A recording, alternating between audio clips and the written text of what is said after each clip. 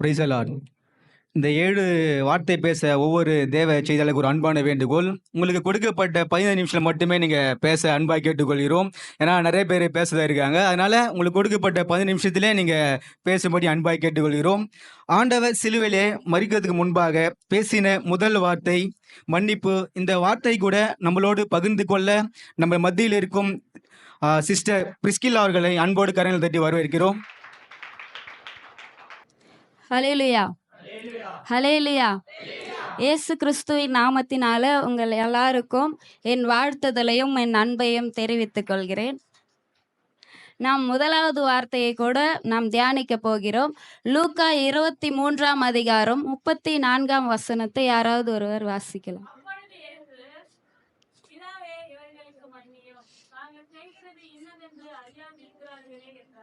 முதலாவது வார்த்தை கூட பார்த்தீங்கன்னா இயேசு என்ன சொல்ல விரும்புகிறார் என்றால் மன்னிப்பு, எல்லாரையும் மன்னிக்கணும் அப்படின்னு சொல்றாங்க.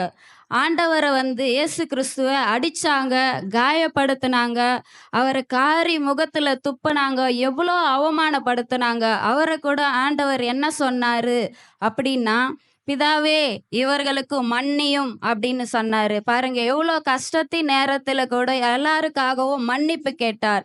ஆண்டவருடைய பிள்ளைங்க நாமும் அவரை போலவே இருக்கணும்னு ஆசைப்படுறாரு.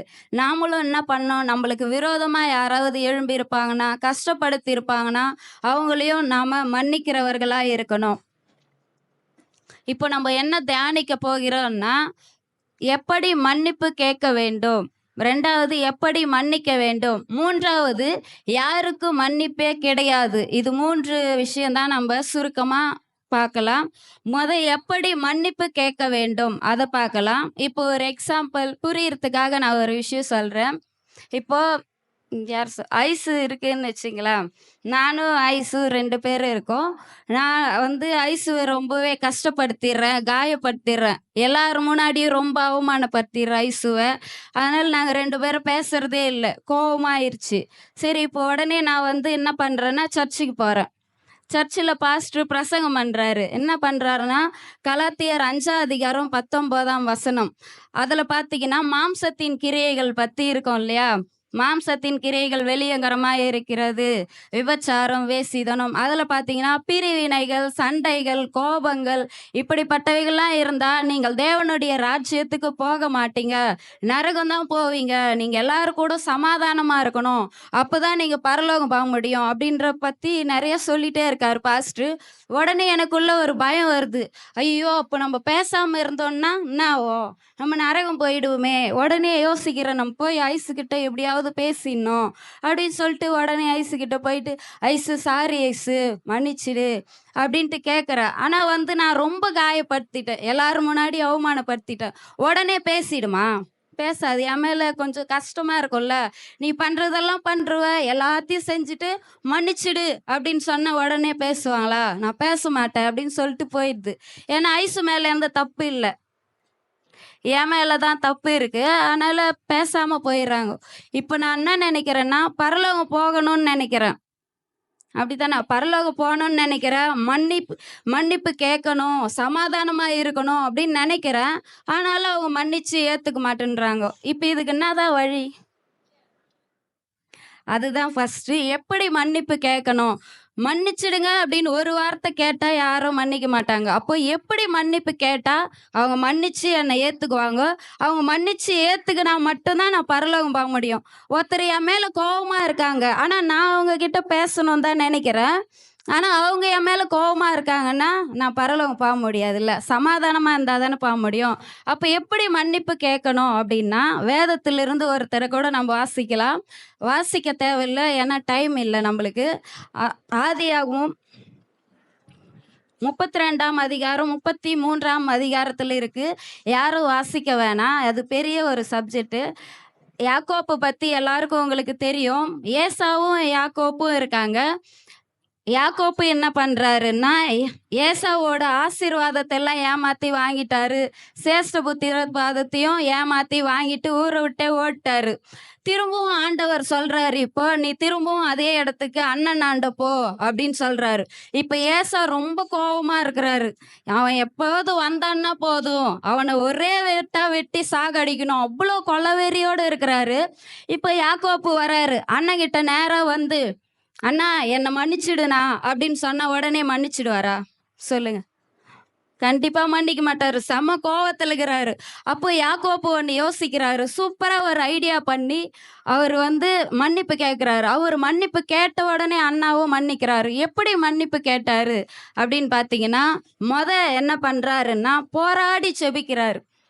நாம கூட ஆண்டவர்கிட்ட ஜெபம் பண்ணிடணும். இந்த மாதிரி ஆண்டவரே ஒருத்தர்கிட்ட நான் மன்னிப்பு கேட்க போறேன். அவங்க வந்து மன்னிச்சு என்னை ஏத்துக்கணும்னு ஜெபம் பண்ணிட்டு அப்புறமா போய் நம்ம மன்னிப்பு கேட்கணும். 2வது பார்த்தீங்கன்னா, வெகுமதியை கொடுத்து அவருடைய மனசை சாந்திப்படுத்த நினைக்கிறார். நாம கூட யாரு கூடவாவது பேசாம இருந்தோம்னா, நாம என்ன பண்ண அவங்களுக்கு பிடிச்சது எதையாவது கொடுத்து சமாதானப்படுத்தணும். ஏன்னா அப்படி சமாதானப்படுத்தணும்னா தான், சமாதானமா இருந்தா மட்டும்தான் நாம பரலோகம் போக முடியும். எப்படியாவது அவங்க கூட சமாதானம் ஆயிடணும். அதுதான் நம்மளுக்கு முக்கியம். ஏன்னா நம்ம பரலோகம் போகணும் இல்லையா? 3வது என்ன பண்றாருன்னா, ஏசா தூரத்துல வரும்போதே யாக்கோப்பு என்ன பண்றாருன்னா, 7 விசை தரை மட்டும் குனிந்து வணங்கி அவர்கிட்ட மன்னிப்பு கேட்கிறார்.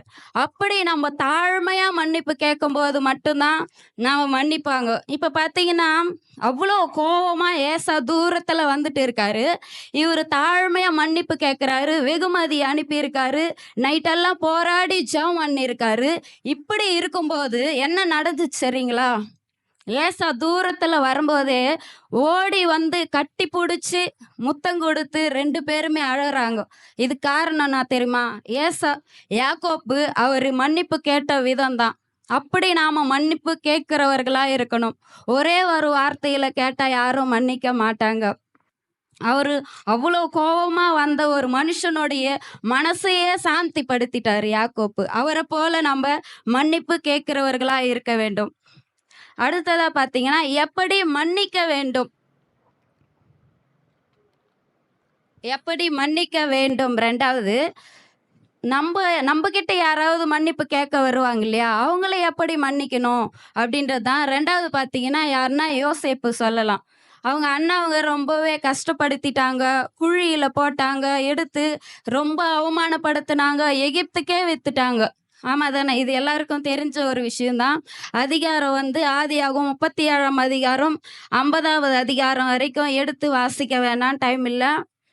எ ரொம்பவே கஷ்டப்படுத்துறாங்க.